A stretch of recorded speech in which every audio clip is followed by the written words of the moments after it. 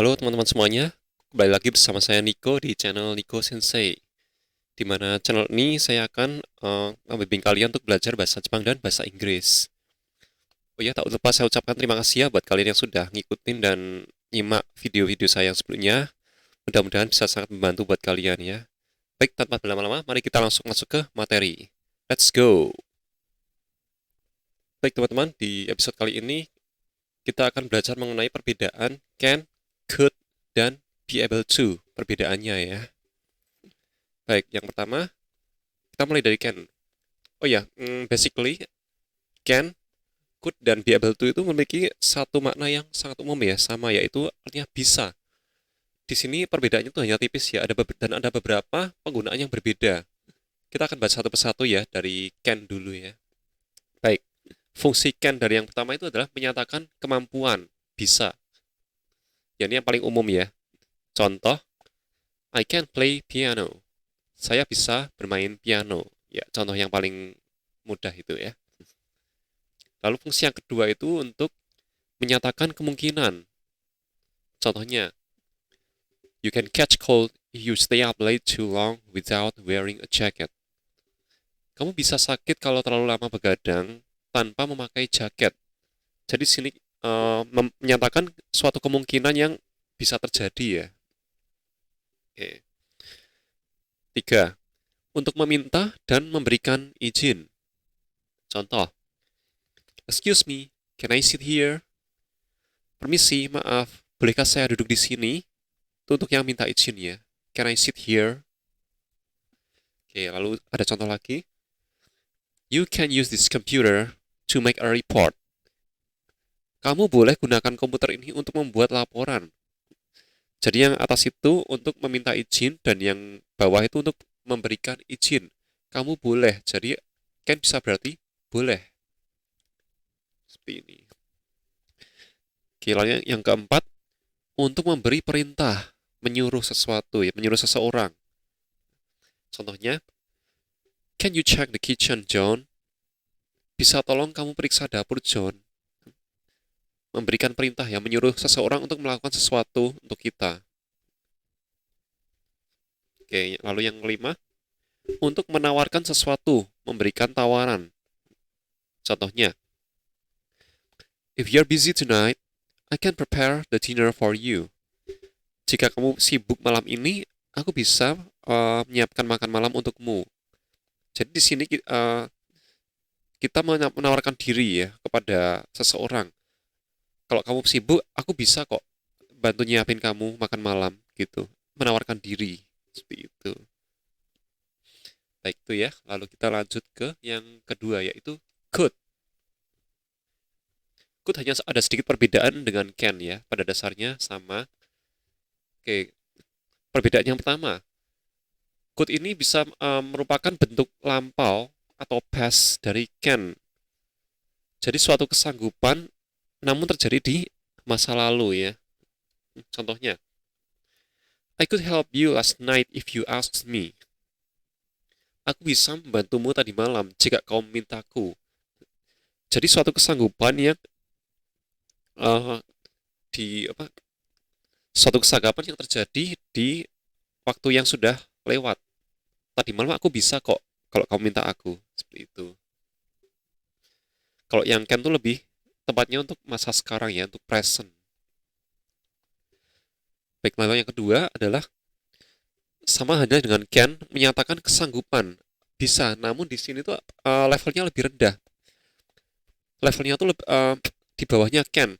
Jadi belum pasti. Kalau can tuh suatu levelnya lebih tinggi. Kemungkinan pastinya tuh tinggi, tapi kalau could itu kemungkinan pastinya tuh rendah. Contohnya, maybe we could try again tomorrow. Mungkin kita bisa mencoba lagi besok. Jadi masih ngambang istilahnya tuh masih perkiraan. Mungkin besok bisa. Semoga aja ya, seperti itu. Kemungkinannya belum pasti. Levelnya di bawahnya can. Oke. Lalu yang ketiga, sama juga dengan can, memberi perintah atau kita minta izin ya, minta sesuatu, tapi di could itu lebih sopan, lebih halus, lebih formal. Contoh, could you show me the room, please? Bisakah tolong Anda tunjukkan ruangannya?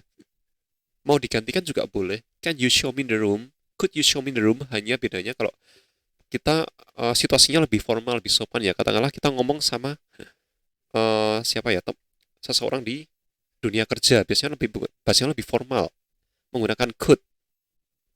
Kalau sesama teman mungkin bisa pakai can, nggak apa-apa. Seperti itu. Lalu yang keempat, meminta izin. Sama lagi dengan can, cuman di sini sekali lagi lebih sopan ya. Contoh, could I have your signature, sir? Bolehkah saya minta tanda tangan Anda, Pak? Nah, ini situasinya formal ya, kelihatan sekali. Andaikan ini adalah situasi di mana kita ngobrol dengan bos kita, dengan atasan kita. Jadi pakainya could lebih sopan. Could I have your signature? Bolehkah saya minta? Ya, seperti itu. Lalu yang kelima untuk memberi saran. Sama lagi. Jadi kesimpulannya could itu lebih sopan, lebih formal daripada can. Secara garis besar fungsinya sama, artinya sama. Baik, contohnya, you could stay in my house if you want. Kamu bisa nginap di rumahku kalau kamu mau. You could stay memberikan tawaran. Kamu boleh, kamu bisa. Gitu ya teman-teman ya. Jadi cukup mudah ya untuk memahami untuk yang can dan could ini. Kita lanjut yang ketiga yaitu be able to. Baik, be able to ini sama artinya dengan can dan could yang berarti bisa. Ini hanya punya satu arti ya, yaitu bisa. Namun penggunaannya ini cukup simpel, hanya satu aja yang perlu kita teman-teman perhatikan perbedaannya ya. Syarat menggunakan be able to itu harus diikuti kata bantu, nggak bisa langsung. Oke, kata bantu itu yang misalnya yang sering kalian jumpai seperti will, may, might, should, would, dan sebagainya. Itu kata bantu namanya. Nih contohnya ya. You will be able to pass the test if you study hard. Kamu akan bisa melewati tes itu jika kau belajar dengan giat. Jadi ini mungkin lebih cocok untuk kemungkinan suatu kesanggupan di masa yang akan datang. Lebih banyak digunakan di situ. Coba kita andaikan ya dengan yang will-nya ya, masih contoh nomor satu. Kan nggak ada tuh kalimat yang bunyinya you will can pass the test tuh nggak bisa. Nggak, can tuh bisa langsung.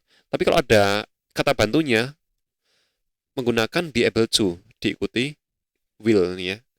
You will be able to. Jadi bukan you will can atau you will could, nggak ada. You will be able to pass the test if you study hard. Seperti itu ya. Lalu contoh yang kedua menggunakan kata bantu lagi. He may be able to finish that tomorrow. Kali ini menggunakan may yang artinya mungkin. Dia mungkin akan bisa menyelesaikannya itu besok. Hmm. Jadi di masa sekali lagi di masa yang akan datang ya. Besok mungkin dia bisa menyelesaikannya. May. Lalu yang ketiga, you should be able to see it from here. Should, kata bantu should diikuti be able to, yang artinya seharusnya kamu bisa melihatnya dari sini. Sebaiknya seharusnya should. Gitu ya. Jadi kesimpulannya kalau be able to itu syaratnya harus diikuti kata bantu, nggak boleh langsung. Yang langsung hanya can dan could. Jadi sini kelihatan sekali perbedaannya hanya sedikit sekali ya, hanya penggunaannya saja. Antara can dan could hampir sama. Be able to harus pakai kata bantu. Di situ ya teman-teman ya. Oke, baik sekian dulu ya untuk video hari ini. Kalau misalkan kalian teman-teman masih belum ada yang masih ada bagian yang tidak jelas, silakan komen di bawah. Pasti akan saya jawab. Kalau ada saran, pertanyaan atau request mau saya berikan video apa, komen aja di bawah ya. Oke, makasih banyak ya teman-teman udah nonton video ini. Semoga membantu buat kalian yang lagi belajar bahasa Inggris. Baik, sampai jumpa di video berikutnya. Dadah.